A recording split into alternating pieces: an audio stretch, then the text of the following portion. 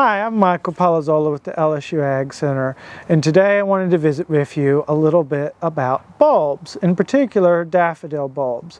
In our climate, it does best if we can get them planted in the fall or winter so that they come up for us in the spring and late winter for us. So there's two different things to look at here. If you're going to buy bulbs, I would say ideally get a larger grade like this one. It's going to get established for you much quicker, give you nice blooms the first year. This is great for planting and even just gives you immediate satisfaction for the blooms that you're going to get.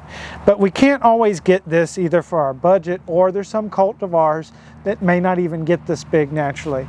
If this is what you have, this lower grade bulb due to size, that is fine. It may take a year of an establishment. Maybe not all of these will make a bloom, especially these two little small ones here may just grow vegetatively that first year. But once we get them started, they should do fine. And because there can be cultivar differences, they may never make bulbs this big. The nice thing about daffodils in our climate is we can plant them and get them established. We don't have to worry about digging them back up. So I will say that if you're wanting to transplant from one area of your yard or from a good friend, that we're really too late to do that. Really should have been early October, September to do that. Late October, November is the time to plant what you already have in a dormant phase like this. If you dig them up too late, they won't go into dormancy quite right, or it can activate their metabolism. I know I've made this mistake.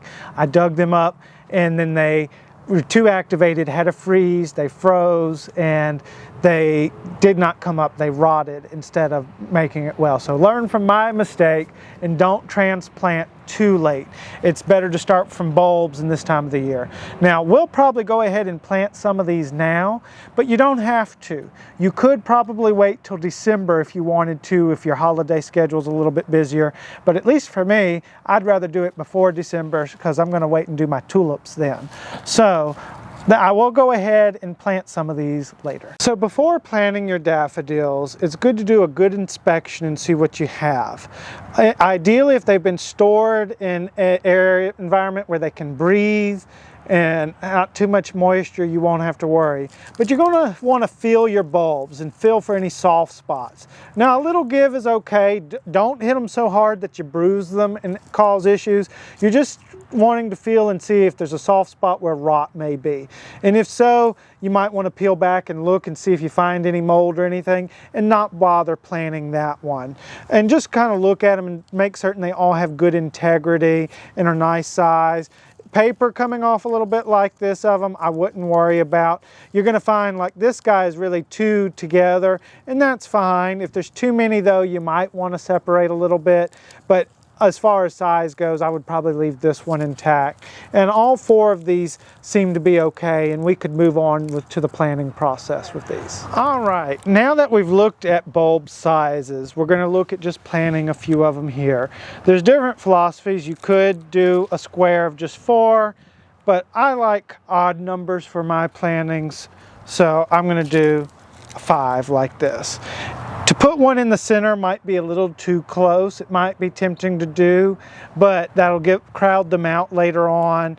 So what we're going to do now is dig our hole for, there's specialized tools to do it. If you're going to do it in a large landscape, I would look into a bulb planter, but in a pot like this, just go ahead and have it where just the very tip is pointing out.